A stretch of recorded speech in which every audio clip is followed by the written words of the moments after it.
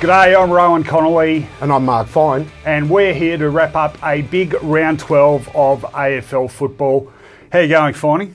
You know what? Even though it was a split round, which means less games, I'm sort of exhausted. It was a marathon stint, wasn't it? Well, yeah, I mean, it's going to get worse with the other bye rounds because Thursday night footy's about to start. But, of course, massive occasion on the Queen's Birthday Monday with the big freeze. As you can see, we lashed out and bought our beanie, one between us. If football's in some sort of peril with the quality of game and crowds not going, then they didn't tell the people at the G today, including the players. Well, I thought the last two games of the round, actually, I thought the Fremantle-Adelaide game was a ripper as well. So, put it this way, round 12 finished in a far better place than I think it was in the middle stages. But we'll get to all that and a lot more, the highs, the lows, the everything that mattered about round 12. Let's get into the wraparound. Rightio, well, the obvious place to start, the absolute massive Queen's Birthday clash at the G. 83,518 people, and I reckon most of them gave generously for a great cause, Finey, but I reckon the Magpies gave generously too. It was one of their finest hours in the last few years. Fantastic win over the Demons, 2013-133 to 14-7-91. Mason Cox, 5 goals. Stevenson, 4. Hoskin Elliott, 4. Josh Thomas, 3. For the Demons, Tom McDonald, a bit of a lone hand up forward with 6. But he started on the wing. Yeah, well, they're the ones with the supposed goal-kicking options. But, gee, the Magpies were impressive up forward and around the contest. You know, I thought Jordan DeGoey was brilliant setting the game up. Yeah, he was. This, by the way, you know, the AFL has its critics, and we are amongst two of them. But don't they do the blockbuster well? And they've created an important day. And I know the big freeze is overlaid on it, but Collingwood, Melbourne have lived up to the billing of Queen's Birthday combatants, and I reckon it's a very special day in footy now. Well, this was probably, you know, in terms of the actual game to be played, this is probably as good a contest as we've had. Obviously, the Demons travelling really well, and the Pies coming. Both had solid form behind them. But Collingwood really put a stamp on this game in the first quarter, didn't they? And one thing that really struck me was how strong they were around the ball. Now, the Demons in the contested ball differentials have been ranked number 1 all season. Pies have been ranked number 2, but the Demons more than double the Pies tally. Pies came out and won contested ball in the first quarter today, and I thought that was really significant. They won the tackle count by 10, even though they had more of the ball, and they won the clearance count by 5.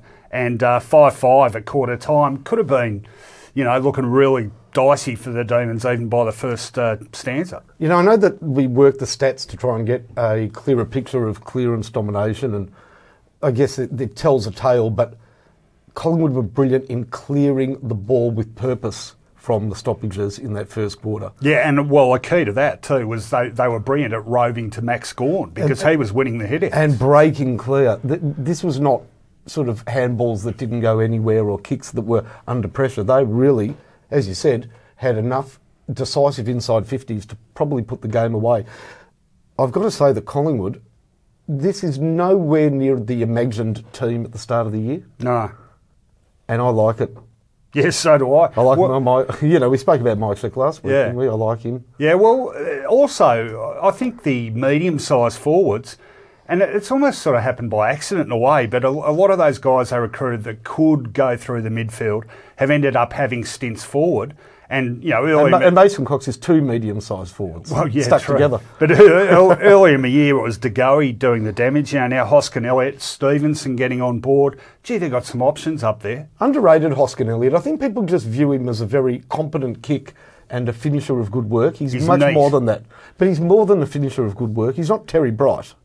You know, No. But I think he look, you can't play in a forward line if you don't apply forward line pressure. Yeah, no, they did it very well. And who would have thought that their forward line would be this effective with both Elliott and Fasolo not really a factor? And more. And more, yeah. I mean, it's just not the imagined forward line. Yeah. And I think Richmond last year proved that you need to be able to think on the run. It's a moving feast with injuries and also form, and I think Collingwood have done it so far really well. Yeah, I reckon it's a good indication their last few weeks of how subtle differences can make a much bigger difference overall. Because Last year they were great for contested ball. I think they won more disposals than just about any other, but they couldn't kick a goal. But there's no purpose. They're definitely moving the ball quicker. Much better. I mean, they're not looking to frustrate their fans and all football fans with going wide at the MCG. You know, just let's move it on. What did you make of the big battle between Grundy and Gawn? Oh, I thought Gawn won the sort of the pure ruck work, but like I said, I think that's no good if your midfield can't capitalise on that. And Collingwood's midfield dominate. I don't think Gawn was that smart today. No, you know, I think he threw everything into his contest one-on-one with Grundy. Yeah, and didn't work away from the ball. You know, it's more than just proving that you can out-ruck Grundy. Quick word on the Demons. Are we doubting them again on the basis of this, or do we give them a little bit of large S? You know, if it wasn't Melbourne, you'd give them the large S. Yeah. I just got this feeling Melbourne haven't... I feel sorry for them. Big stage jitters, do you think? Well, I think it's undone a whole lot of very good work in the last 6 weeks. You can only beat who you're playing. They put them to the sword, but people are going to say, and the problem is that Melbourne players might believe it. That they failed on the big stage. Well, I must say, I thought I was convinced when they took Adelaide apart in Alice Springs, but that's not really a big stage in a lot of ways, isn't it? Well, Adelaide's not standing up to that form. Well, no, fantastic win for the Pies, and got to say, look, if they can play like that, why aren't they a chance of doing some real damage? And for their supporters, I think they're getting real pleasure out of an unexpected push at the 8. You know, they're enjoying it. It's good. What is that like, incidentally? What's that? An unexpected push to the 8. Neither of our teams. Oh, no. Joking. Gallows humour. We'll be talking. Well, your team was excellent on the weekend. Yeah, okay. Yeah. Mine, St Kilda wasn't. They weren't excellent. All right, let's go to game number 2. Right back to Friday night, which seems a long time ago now. But this, it wasn't a great game to watch, let's be honest. But in result terms, I thought it was really important. And look, I thought a really good win to Port Adelaide, 10-12-72. Defeated the Tigers 8-10-58.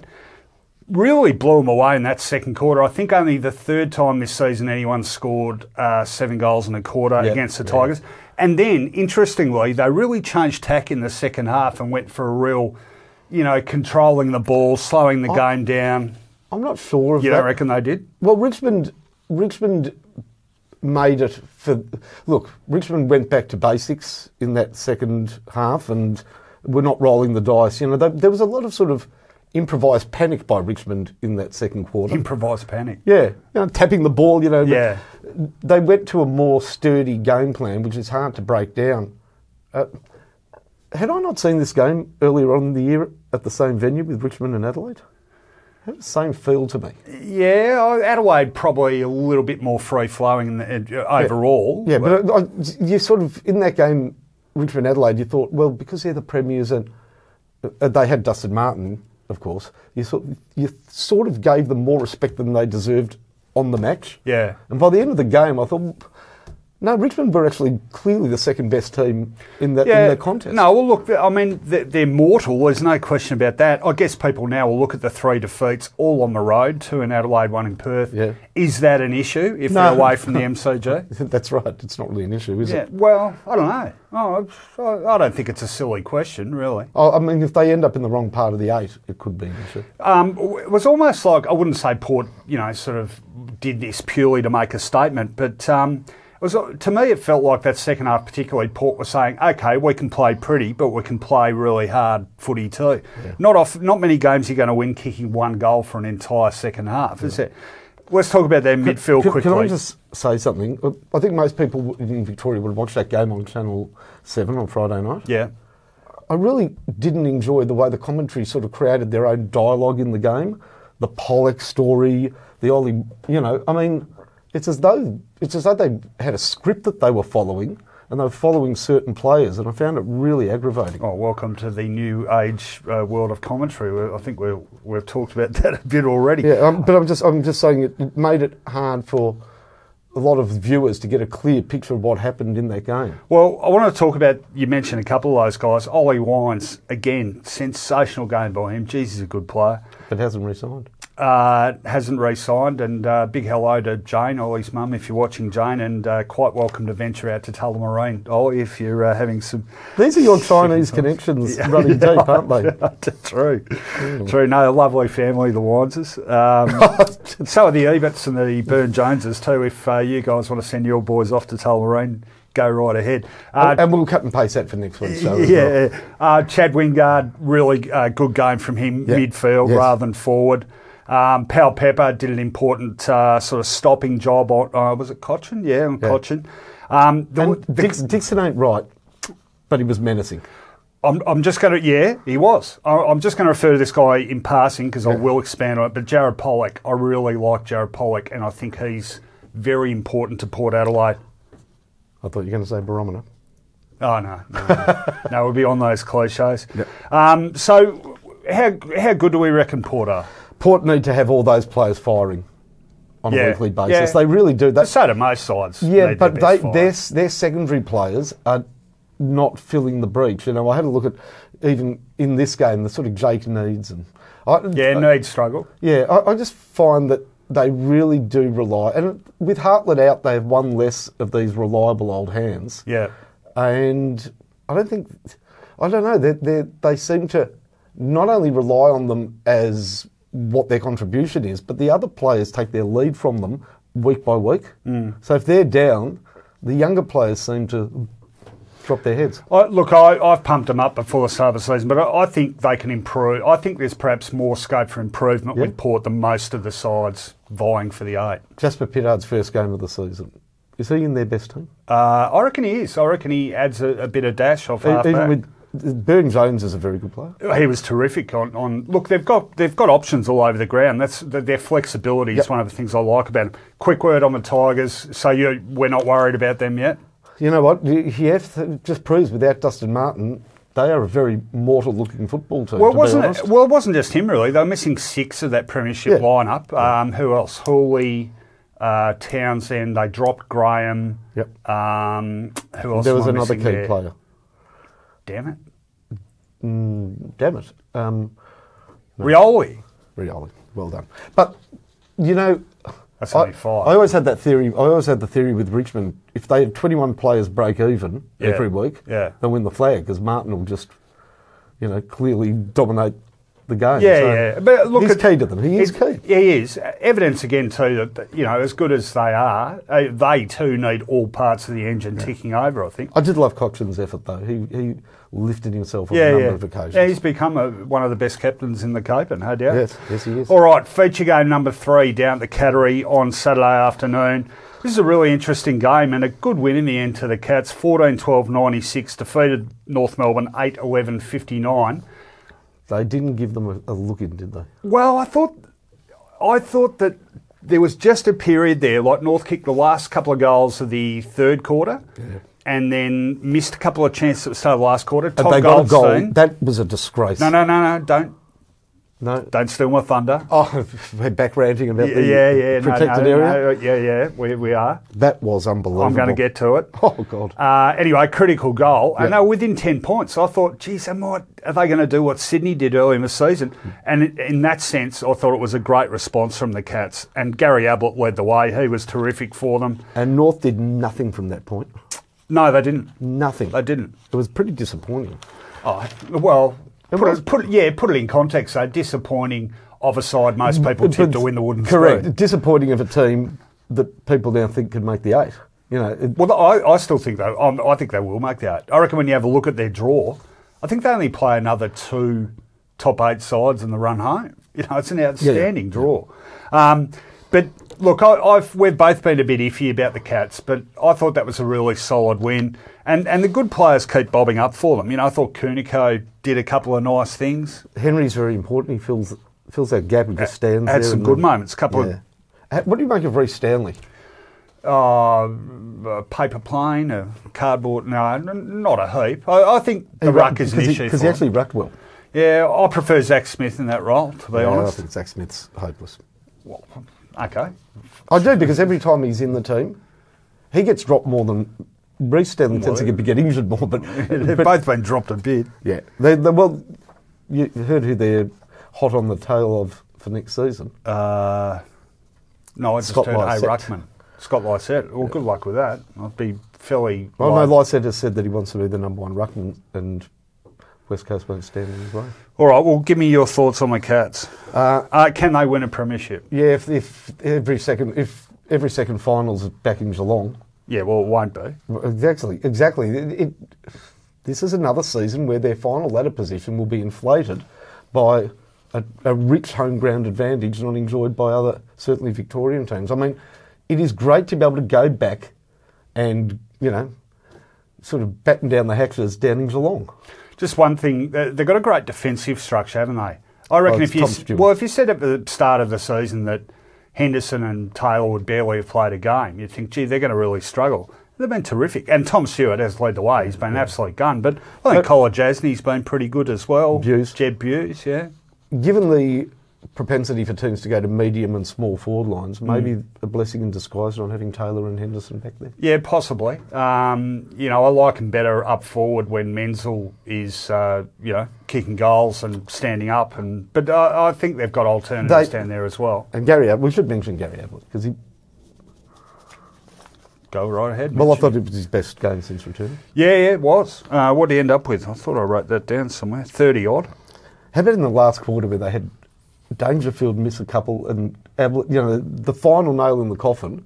It was funny to see Dangerfield miss it, Ablett miss it. But they're, on their own terms, they're hard to beat. So what is that a valuable lesson for the Roos to heed, do you think? What can they heed? Higgins played well again.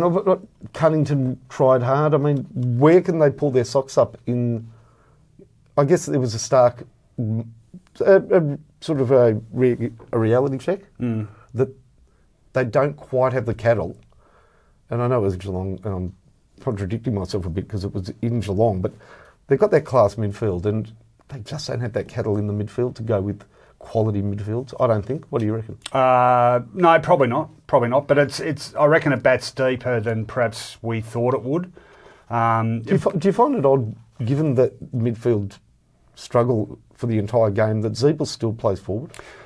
Yeah, probably. And, I think also, just on the forward setup, I think Jared Waite's been really important for Ben Brown. Yeah. And I think Ben Brown was well held and they struggled for scores as a result. But I still think the Roos will make the 8, which is interesting because at this stage I've got about 13 teams in my 8. I don't know who I'm going to leave out. I'm stealing my thunder a bit for hot or not, but I thought Chris Scott won the family battle. That extra player that they had in their backline. Yeah. Every time they had a extra man, you could see it. North's was completely impossible to find. Yeah. All right, let's move on to the other games that are around. Of course, only 7 games this week. GWS Gold Coast. I don't know how long we spend on this one, Finey, but what a shellacking. Maybe a couple of seconds extra because we've got a little bit of audio to play. Oh, that's right. Okay. How do we want to do this? Just throw to it, and then bow to me. Now, Mr.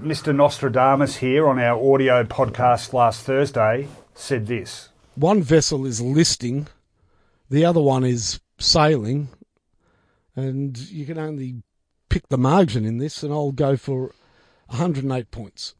Okay, well done. Well, not many people tip over 100 points. No, that's pretty rare. True. Well, Kevin Bartlett does. You should have watched me barracking at the end of the game. Oh, is that right? Don't kick it forward. There was just this sort of 2 minutes where the ball didn't go anywhere.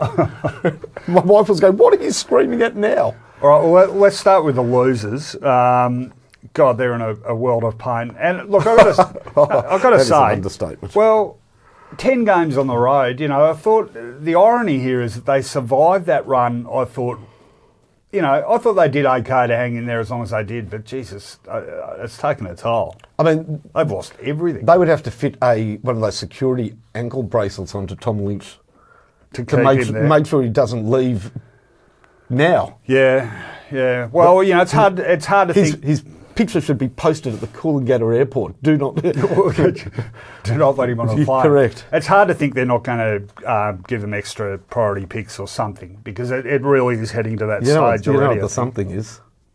What? It's not working. It's just not working. We know the Gold Coast is a graveyard for sporting clubs. But we also know that the AFL isn't going to say we were wrong and close it up. That won't happen. Look, with a nickname like Suns, surely Tasmania's. Yeah, well, ironic nicknames. No, look, can they somehow get out of it, do you think? They've got plenty of injuries. No. They're going to lose every game for the rest of the year? Stuart Dew's been claimed like Rodney Eade. It's just this... Bermuda Triangle. It is honestly, even for their talented players, there's a lack of determination, and they are the first team now of 2 years in a row to visibly spit out in games. Just visibly spit out. Oh, it's a racing term. Just not try. Just players running around doing their own thing. No, it's pretty sad to watch. And so, look, given that backdrop, what do we make of the GWS performance? They're definitely back in town, I think. All right, I don't know whether Cameron can do it with the same authority against better teams, but you know what? Talking about Jeremy or Leon? Jeremy. When you've got a really authoritative forward like that, you sort of wonder why they can't win a flag. And I think they can, because he just takes the game. He wants it, he takes it, and that he's got a touch of the buddies about him. I just find them. I reckon balance has been a real issue for them, and they really focused pre-season and early in the season on developing a harder edge game and perhaps slowing their ball movement down, being a bit less spectacular. And they sort of gave away their strong suit in doing so. The last couple of weeks, I think they've got that back. But the challenge is to find that perfect balance. They had a hard, mean, aggressive and brilliant forward in Toby Green, and he looks like he might not play this. He's got that syndesmosis. Yeah, it's not looking good. Although, in terms of pickups, hasn't Matt de Boer been a pleasant surprise for him? You know what? I think he kicked the first or second goal of the game, and the commentator said de Boer, and I thought that is a portent for things to come for this game. Why? Because it was de Boer was the B-O-R-E, yeah. I'm saying, but it was that sort of game. Did Freo miss something with him? Well, I don't know. It wouldn't be the first Ross time. would have told him. Ross would have told him not to have any shots at goal. Well, Freo did miss something with Andrew McLeod 22 years ago as well. No, but I'm saying, but he was a lockdown forward that always had to give the ball off. Yeah. Well, he's quite deadly in front of goals. Well, Michael Barlow sort of been all right for the Suns when he hasn't been injured too. Right. And really? Yeah, I reckon he has been all right. That 4:35 Saturday afternoon game can get lost in the wash a bit, and you probably don't want a game like that. You know why it's called Spotless Stadium? Why? Because nobody goes there, so they don't have to clean it up. There were not 7,000 people at that ground. We'll read out the official crowd. 7,131. Yeah. Where were they? In the car park having tailgate parties? Well, yeah. It was the rarely seen, the ball went into the crowd and somebody from 2 bays away was clambering over seats to throw it back. All right, let's move on. No. I'm sorry, we have to, but let's move on. It was clean, it was clinical, and it was pretty quick. Sydney's demolition, of course, of St Kilda Saturday night at Etihad Stadium. A pride game. 19-12, 126 to 7, 13-55. That is one of the best quarters of footy I've seen any side play this year. 9-1, 8 goals up at quarter time, and that was all she wrote. When McCartan kicked a goal for Sydney, the fix was in. The pain that was being heaped on St Kilda supporters at this point in the game, as they were 8 goals to nothing, Tom McCartan's kicking goals and Paddy can't get a touch. It had become truly the agony that I guess only St Kilda supporters know. One observation I make with the Swans, there's always a bit of hand-wringing when 1 or 2 of the trio of Kennedy, Parker, Hanbury aren't firing. I reckon that's become much less of a concern this year because of the likes of Heaney stepping up. I think George Hewitt, and we spoke about him, I think last week, developed into a really good run-with player. And Ollie Florent, Will Hayward, they've got some real dynamic players around the ball. Sinclair is more than a ruckman. He kicks goals. He's a goal-kicking... Yep. He looks like a baby dinosaur. Yep. Well, I gave him a hot last week and he was fantastic again. You went with... I've got to say, you went with Sinclair from Sydney. I went with Sinclair from St Kilda. I won. Sinclair from Sydney won. Josh Battle was good for St Kilda. He was good. Yeah. That was his first game in, nearly 2 years or something, wasn't it? No, he plays 1 a year. Oh, one a year. It's like Matthew Scarlett against Essendon. But I'll say this about St Kilda. We just can't play against Sydney. And I've seen better St Kilda teams embarrassed in recent years against Sydney. So. Let's, just before we leave that, okay, St Kilda, that we know the heat's going to come on Richo. Yeah. Is this a coaching problem or a personnel problem? It all falls apart. You know, there was no coaching problem the last couple of weeks when an undermanned St Kilda played well against Richmond and West Coast. You know, at the G and in Perth. So we get back onto Etihad and we're hopeless. That's between the ears, surely. Yeah, I tend to think so. Yep.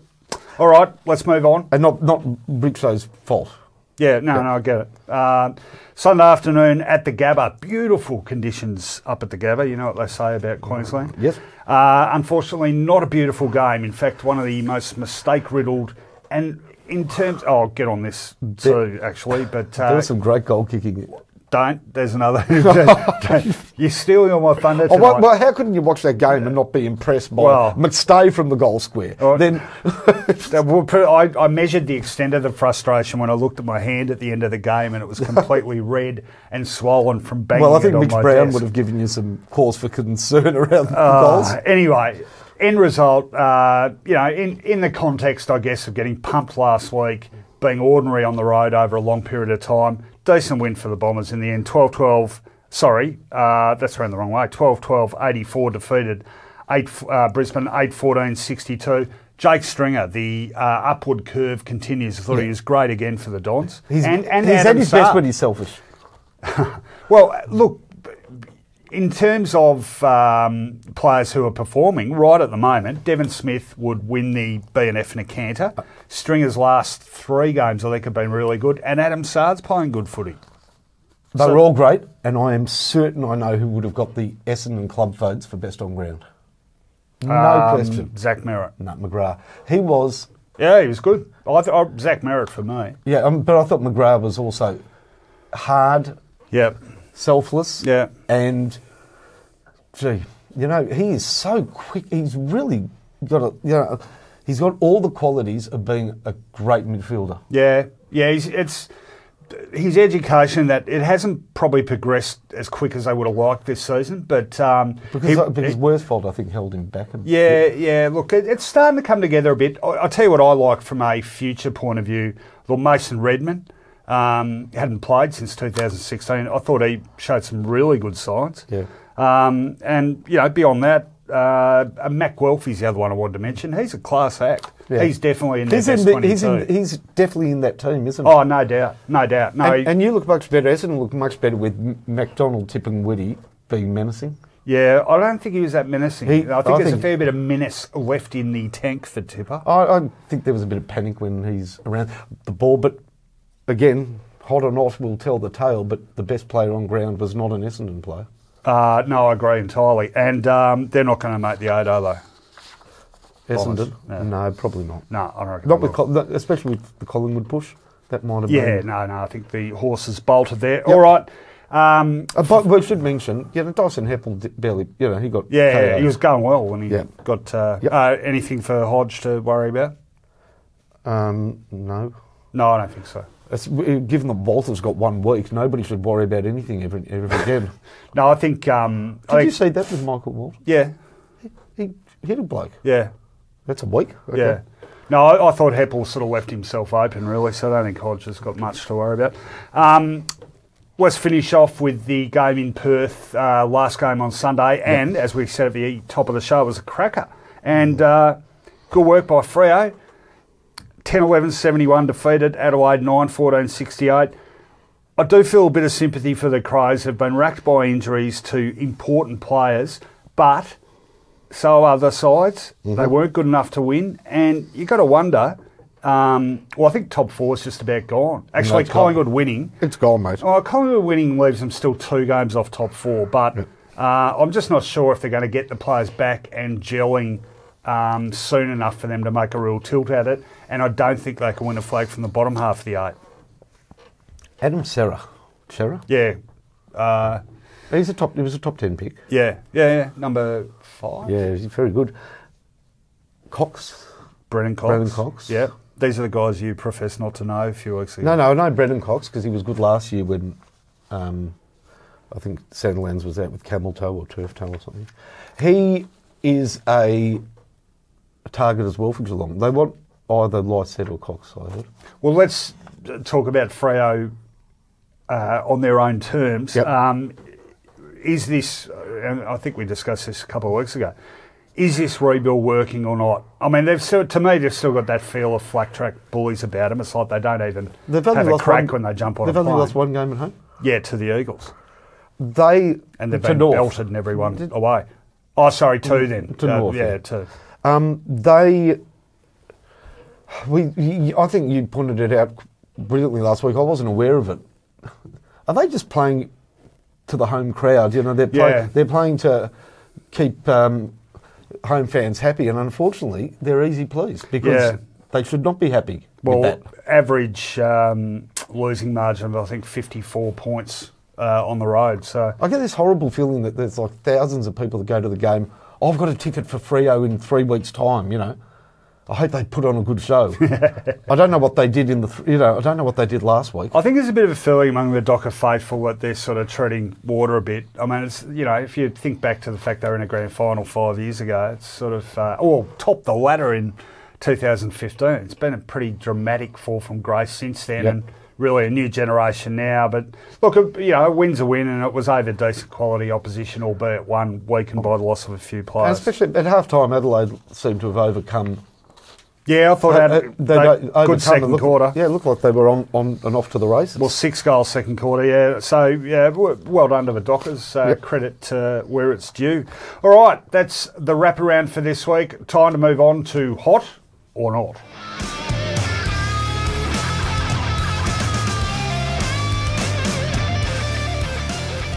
Rightio, everyone knows how it works. 3 likes or dislikes out of the round. I'm kicking us off, Finey, and I'm kicking us off with Jared Pollock, who he's often described as sort of cream on the cake for Port. Well, I reckon he's a lot more integral to their performance than that. And really interesting game from him on Friday night. Geez, he had the fumbles early, made a couple of shocking look-away handball that almost ended up in a goal. But Bruce McAvaney made a lot of those early errors. They did too much, really, and then Kenny Hinkley dragged him, gave him a bit of a spray on the phone. Well, it had the desired effect because his second quarter was terrific. 11 disposals in that second quarter, and a key to Port slamming on 7 goals. He ended the game with 28 disposals. He's done that before. The thing that really struck me, though, for a supposed outside player, 16 contested possessions. You've ruined my question. Is he an inside or an outside mid? Well, I think he's really learned to play on the inside. So, you know, there's a bit of a stereotype about contested possession, which isn't necessarily right because it involves loose ball gets as well as hard ball gets. But he is far more than cream on the cake. I think if Port are going to threaten in terms of winning finals, he needs to be in the good players list, and he certainly was against the Tigers. It was a great effort. He's a guy who cops a lot of flack. I'm a rap for him, and I reckon he can help them go a lot further this season. Your turn. You've got to feel for Brisbane. Pollock, Yeo, Doherty. Yeah. They picked some good players that didn't want to be there. Hang on. Pollock, Yeo, Doherty, Karnitsis, and Longer. Mate, you've ruined the theory. Okay, I've got a hot. Okay. Best on ground in the Brisbane-Essendon game was a Brisbane player, and fair play to Essendon because they made last line of defence a very busy place all day. Yeah, they did. His marking was just superb. We'll say his name. Harris Andrews. He was terrific. He actually went forward. They had a little sniff in the last quarter. He actually went forward and took a mark. He reminds me a bit of Ben Hart. I don't know whether it's the look, but he's just got really good pair of hands. Well, what's the other thing Ben Hart had? Great judgment. I'm saying, that's it. You got it in one. And a bit of red hair. No, I like him. Yeah, no, he's got that leader stamped all over him. Look, he sounds like a department store in Sydney, but he plays like a good footballer. Very good, not bad. All right, a not for me, second cab off the rank for me. You'll notice I always follow this hot, not hot format, whereas Finey's a bit more loosely structured, but I like routine. Anyway, not goal kicking.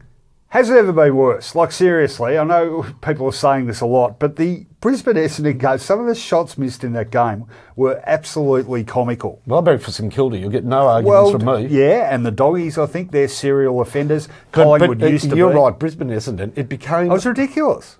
So McStay at the start of the last quarter does not take a mark, by the way, and is given a mark. It was about, what, 12 metres out? But he didn't control it. I love when the commentators say he had a sense of he was guilt coming in. Oh, right. When they know that wasn't a free or a what about when you're watching your team missing shots left, right and centre and guess to say, guy will mark in the goal square and you're just clenching your cheeks as the guy runs in because you're so convinced he's going to miss as well. The best was Mitch Brown took a mark in the last quarter and he wanted to play on. And all the Essendon players said, no, you'll kick it. And in his heart of hearts, he knew he wasn't going to kick it. What about the one he did kick from the boundary line? Just see, he got the ball and he started running towards the fifth row. But it's just hilarious that it's the degree of difficulty that makes it kickable for him. Anyway... he played well, actually, Mitch Brown. He was okay. He was a target. He was serviceable. Look, I did some number crunching on this. There's been... hang on. What was Melbourne's final score today? Quickly. They 13-18 or something. So they I don't know how to feel of 13-18. No, 14-7. No, they both kicked more goals. Okay, so... Sorry, I thought... More goals than behinds. No. I thought they were inaccurate. No, pretty sure. 14-7. Oh, sorry. Talking about Melbourne Collingwood 2018. Anyway, before that final game of the round today, there had been this season 208 teams in action in 104 games. Yeah. 76 teams had kicked more points than goals. So 36.5% of teams in action this season have kicked more points than goals. That is ridiculous. And when you consider the aim of the game is to kick goals, it is ridiculous. Okay, move on. Yours. Not hot is... Look, the big freeze at the G is fantastic. And sadly, it looks like it will outlive its inspiration and hopefully be a testimony to that man's bravery. Indeed. But did you know there was a Pride game on Saturday night? Yeah. St Kilda, Sydney. Because Tom Hickey was given a press conference with suburban footballer Jason Ball. I mean, I think it was lost a bit. And are you saying that they're sort of deliberately burying it? Do you know there was another special game on the weekend? What was that? The North Geelong game was a retro game. The Phil Baker Cup? Oh, the retro round, yeah. But I saw Geelong had the blue colours. Yeah, and I got confused because it was a bye round with the... Was it a bye round, a gay round? And I thought they said hetero, but it was retro. I mean... Well, how did North go retro? Was it just Geelong? The way they played. Last year. But I just think they're all good ideas. Why would you have them in the one... No, I agree. One not full round. I agree. And actually, it's an interesting one about the Pride game too, because now I think about it, it's sort of you still can't help but have this sense the AFL are sort of, not grudgingly, but they're not quite as fulsome in their support of that as other initiatives. But I just find it so obvious and so veneer thin. Oh, Sydney with the gay Mardi Gras and St Kilda being the hub of alternative lifestyle. We'll make that the Pride game. Yeah. Because that game hasn't been played with any pride by St Kilda for years now. No, someone else did that analogy too. All right, my final hot is for Big Tomahawk, Tom Hawkins, who cops plenty of flack these days, I reckon, or we just sort of take him for granted. But I thought he was fantastic in that win over North and a really mobile. He definitely worked further up the ground. He's a big man, Finey, but he's pretty bloody mobile for a big bloke. He ended up with 23 disposals, 11 marks, kicked 3 goals in 93% of game time. That's a lot of time for a big bloke to be spending on the ground. You know, when hang on, wait, I haven't finished. Okay. Just let me finish off the stats. Yes. 221 games. That is the third most disposals he's ever had in a game. At the start of his career, that would have been described as the full forward going kick hunting. Now it's absolutely the way to play. You know, he would have been criticised for getting possession. Remember, full forwards used to be criticised if they took a mark and they were outside their kicking range? Yeah. Well, you know, Favola copped a lot of that. Yeah, even though he could kick them from 60. Yeah, but it just shows the changing nature of football and probably the player that most people thought would find it hardest to adjust to mobility and usefulness up the ground is actually making a very good fist of it. Yeah, and I reckon he's a smarter player than people give him credit for too. You know, he's sort of tended to go into that stereotype of, big, slow. But he should be smart. His father, 2 uncles, all played footy. Yeah, footy smart. Yeah, women, I'm saying, he was born with the footy in his hands. All right, take us home. I'm going to go for a hot, Chris Scott over Brad Scott. Oh, yeah? I just think he outcoached him. Yeah, a hot Scott.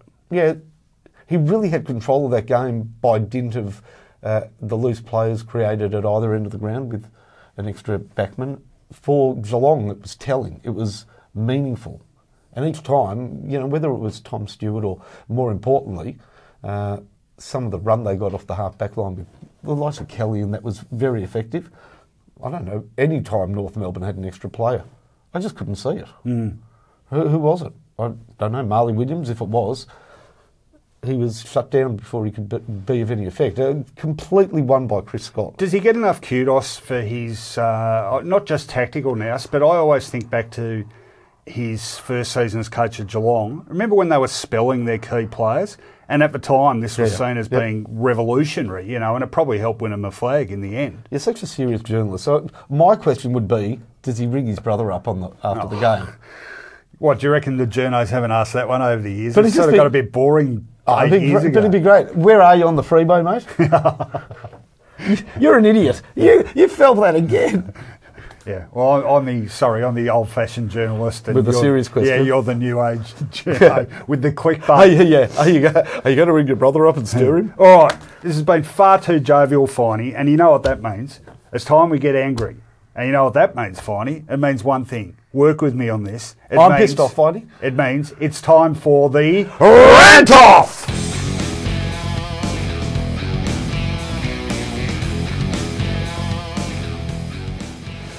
Rightio, Finey, what do you reckon I'm going to rant about this week?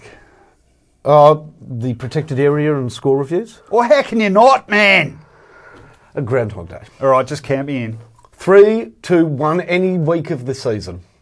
I'm pissed off about the protected area, Finey. Yeah, again. Except this time I'm more pissed off about it than I was originally. And doubly pissed off about those bloody useless score reviews. As if this season wasn't a struggle enough without this sort of garbage.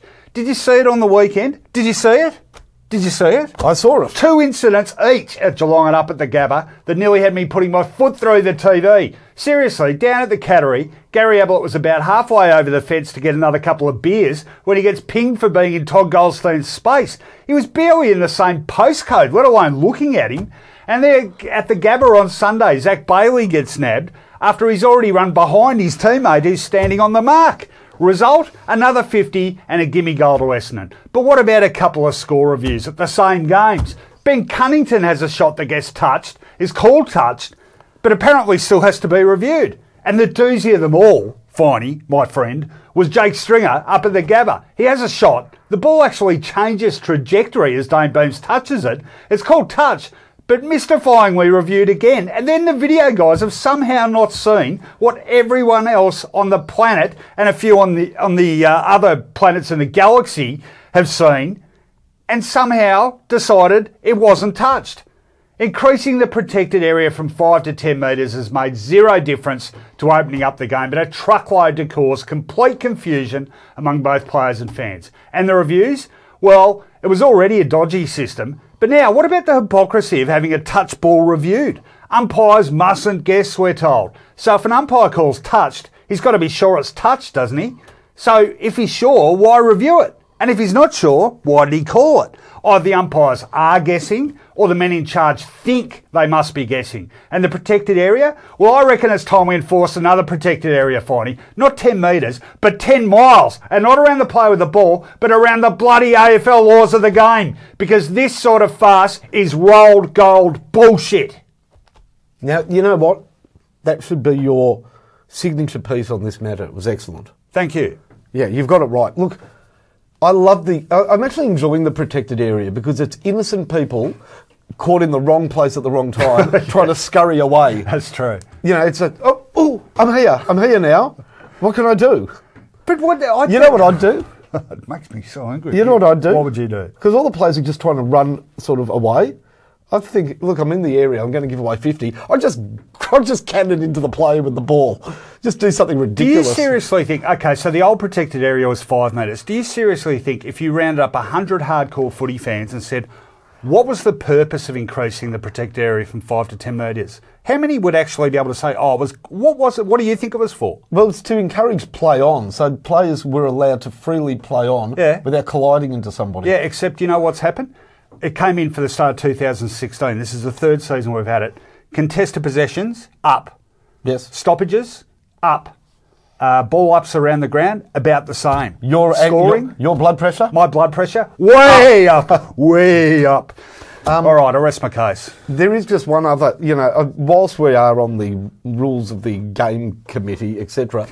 Which we were. They've got to do something about players taking the 30 seconds from sort of 55 metres out and then passing it. Yeah. That's not fair. Yeah. Should you be obliged to shoot for goal? Well, you're not obliged to shoot for goal, but if you pass and somebody marks it, it should be played on. Yeah, you could do that. I think you could oblige to shoot for goals. Yeah, no, I'm with you. I'm with you. I think that's why Sydney beat St Kilda. And what's the common denominator here? None of these were things that had to happen. No. The law of unintended consequences, Mark Fine, my friend. Are you ready to rant? You know what? I'm almost wanting to rant about that, but no, I've got my own rant. Okay. 3, 2, 1, rant. Which almost was as long as St Kilda were in the game against Sydney on the weekend. After 6 minutes, there's not a St Kilda supporter who didn't know the game was over. What do you do for the next 3 3/4 quarters? The humour sort of wore thin. The jokes about the rainbow-coloured numbers on our backs that were hard to see, they wore thin. It was like watching the shower scene from Psycho for 3 3/4 quarters. We'd kick a goal, we'd kick 1 goal 3, they'd kick 3 straight. In the end, Sydney lost interest in the game in the last quarter and spared St Kilda a almighty shellacking. I don't even know if Sydney played in the last quarter. I don't know what happened in the last quarter. I tuned out. I was there, but I just sort of tuned out. 6 bloody minutes, it was over. You turn around, there wasn't even any optimism after 6 minutes. You know what lasts 6 minutes? No, not My Sex Life. A short at the old movies. It's not even the main course. It was over. A Little League game. Standing in the queue for a hot dog. Taking a piss. 6 minutes. That's all we got. Oh, I feel your pain. Oh, mate, it was... Everybody just turned around after 6 minutes. They were like 3 goals. And we were completely hopeless and said, well, that's it. What do we do for the rest of the evening? Well, I know what I did. I actually literally nodded off at some stage late in the second quarter. It was... There were funny moments. So we sort of extrapolated when they got to 9 goals to 0 in about 14 minutes of football. Yeah. We extrapolated out the final score. You've had a bit of practice with this over the years. Yeah, 118 goals to 0. Look, there was nothing. There was absolutely nothing. People go, oh, Josh Battle. Well, who cares? 6 minutes.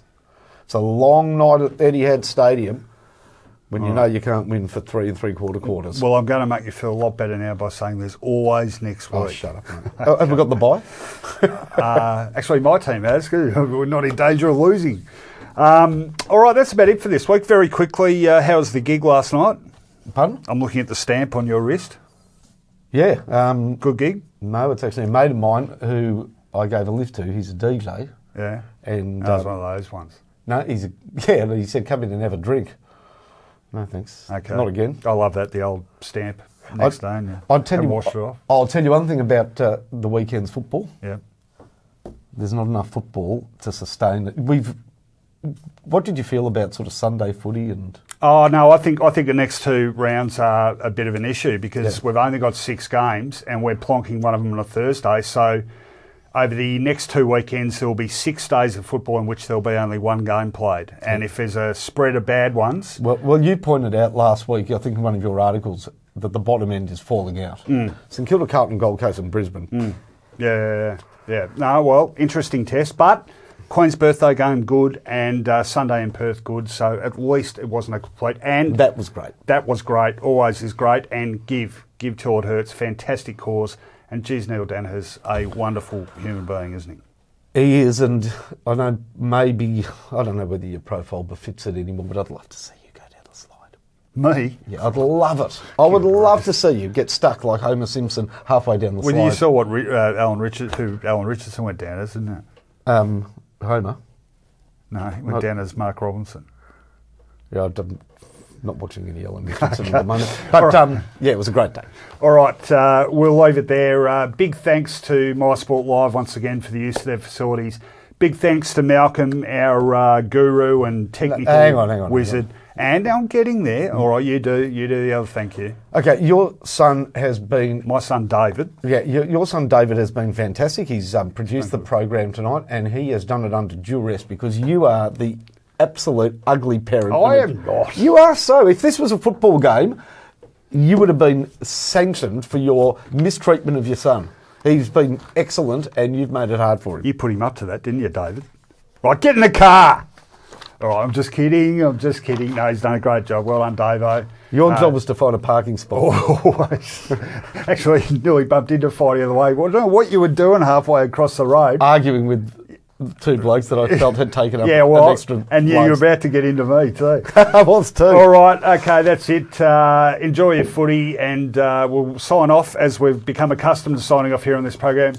May your football be good football, and good night.